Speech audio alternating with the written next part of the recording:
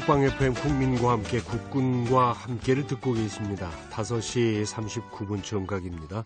이번 순서는 6.25 전쟁 70주년을 맞아서 정부와 보훈단체들이 펼치는 다양한 보훈 행사를 소개해드리는 시간입니다. 6.25 전쟁 70주년 국민과 함께하는 든든한 보훈. 이 시간에 함께해 주시는 분은 대한민국 무공수훈자회 하두철 조직국장이십니다. 연결하겠습니다. 하두철 국장님 안녕하세요. 예, 안녕하십니까. 네, 국가보훈처가 소중한 독립운동 자료를 기증한 학생을 표창했다는 소식이 있더군요. 예, 지난 12일 그 보훈처 세종청사에서 예.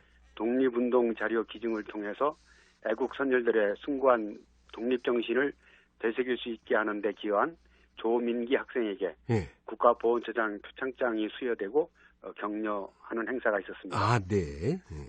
수상자 조민기 학생은 대전 글꽃중학교 3학년에 재학 중인데요. 네. 그동안 부친이 수집해서 보관하고 있던 자료들 가운데 역사적으로 가치가 있는 독립운동 자료들을 가족회의를 거쳐서 관련 기관에 기증을 해왔었습니다.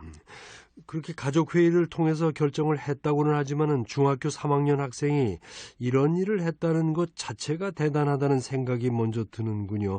조민기 학생이 기증한 자료들은 그러면은 어떤 것들입니까? 조민기 학생은 작년 2월에 예. 안중근 의사 사건 공판 속기록 한 점하고 예. 족자 한 점, 그리고 엽서 2점을 청와대를 통해서 독립기념관에 기증을 했던 주인공이기도 한데요. 네네. 이 일로 조민기 학생은 청와대 초청을 받아서 문재인 대통령과 환담을 갖고 그 자리에서 앞으로 문화재를 계속 기증하겠다는 약속을 했었다고 합니다. 오, 네. 그리고 그 약속대로 작년 5월에는 안중근 의사 의거 관련 사진이 포함되어 있는 일본 역사 사진첩 한 권을 독립기념관에 기증을 했었고요. 네. 또 작년 8월에는 3.1 만세운동 당시 민족대표 33인인 권동진 지사, 그리고 오세창 지사, 또 의친왕 등이 남긴 붓글씨 작품 4점을 역시 독립기념관에 기증을 했었습니다. 대단한 것들이네요. 네, 또 올 9월에는 그 임진왜란 전문 박물관으로 역할을 하고 있는 진주박물관에 임진왜란을 일으켰던 그 도요토미 히데요시의 풍공우보 도략이라는 책자와 예. 아시아 지도, 또 소학언의 해동속 소학, 어비 역대 통감 집남 등의 책자를 포함해서 총 5건 11점을 추가로 기증을 했습니다. 아, 네. 이렇게 진주 박물관에 기증된 문화재들은 조선 후기 역사와 또 중국의 역사를 이해하는 데 아주 중요한 가치가 있는 것으로 평가되고 있는데요. 네. 조민기 학생의 아버지는 평소에 고문원 등 문화재에 관심이 많아서 이런 자료들을 수집해 오다가 이것을 좀 더 가치 있게 활용할 수 있는 방안을 고민하던 중에 아들도 이런 분야에 관심을 가지면 좋겠다는 뜻에서 아들 이름으로 이런 자료들을 기증을 하게 됐다고 합니다. 아, 그렇군요. 그리고 대한 독립군으로서 일본군과 싸우다가 산화하신 무명용사들을 위한 추모제가 오늘 있었다고요? 네, 오늘 오전 11시에 국립서울현충원 대한독립군 무명용사 위령탑 앞에서 독립군 무명용사를 기리는 추모제가 광복회 주관으로 진행이 됐습니다. 네. 일제에게 나라를 뺏기자 조국 독립을 위해서 국내를 비롯한 만주와 연해주 등지에서 많은 분들이 독립운동을 했는데요. 예. 이렇게 싸우다가 이름도 없이 산화한 무명의 독립군들의 넋을 기리기 위해서 개최된 오늘 추모제입니다. 네. 서울지방보훈청장을 비롯해서 각계 인사와 독립운동 관련 단체장 등 50여 명이 참석해서 제문 봉독, 헌화와 분향, 추모사, 독립군가 제창, 만세 삼창 순으로 진행이 됐습니다. 아, 네.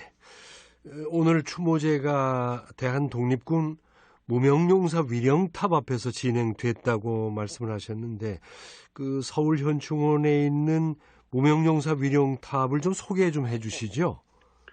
네, 독립운동을 하다가 이름도 남기지 못하고 산화하신 무명의 독립군들을 기리기 위해서 지난 2002년 5월 17일 임정묘역, 임시정부묘역 그 위쪽에 건립이 됐습니다. 네. 부지가 약 1320제곱미터인데요. 대한독립군 무명용사 이 위령탑은 가로 윗변이 25m, 아랫변이 24m, 그리고 세로가 16m인 기단을 5단의 계단으로 만들었고 탑 좌대 부분은 반원형 삼태극을 만들어서 하늘을 나타내고 있습니다. 네. 또 탑 주위에 좌청룡 우백호의 부조벽을 세웠고 기단 양쪽 끝에는 무명용사들의 혼을 지키는 수호상이 세워져 있습니다. 네. 그리고 중앙에는 독립군의 숙의라고 이름이 지어진 머리를 맞대고 회의를 하는 모습을 형상화시킨 3개의 주탑이 세워져 있는데요. 네.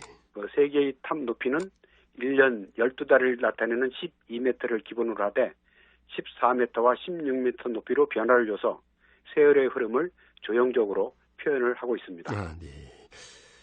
그리고 이번 주에는 청산리 대첩 전승 100주년 기념식도 열릴 예정이라고요? 예, 21일 내일은 한국 광복군 동지의 주관으로 한국 독립군 3대 대첩 제100주년 기념식이 전쟁기념관 뮤지엄 웨딩홀에서 있고요. 네.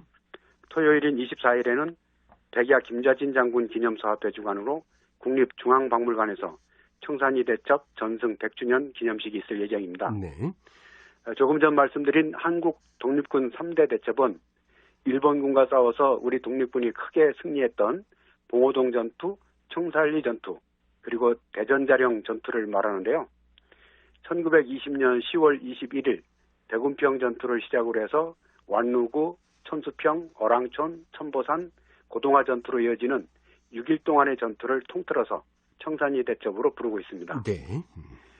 그런가 하면은 봉오동 전투나 청산리 전투에 비해서 다소 덜 알려진 대전자령 전투는 1933년 7월 한국 독립군 지청천 부대가 중국군 부대와 연합을 해서 대전자령을 지나던 일본군을 대파한 전투입니다. 아, 네.